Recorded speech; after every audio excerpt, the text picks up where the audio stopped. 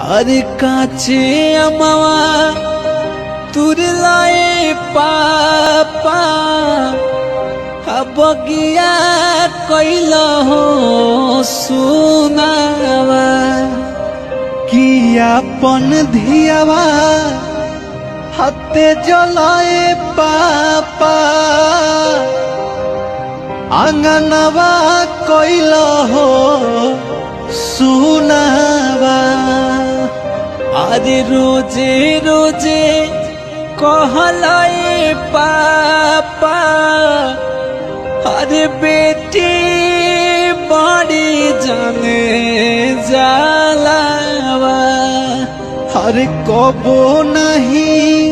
कहलाए पापा कि भैया बड़े जाने जाला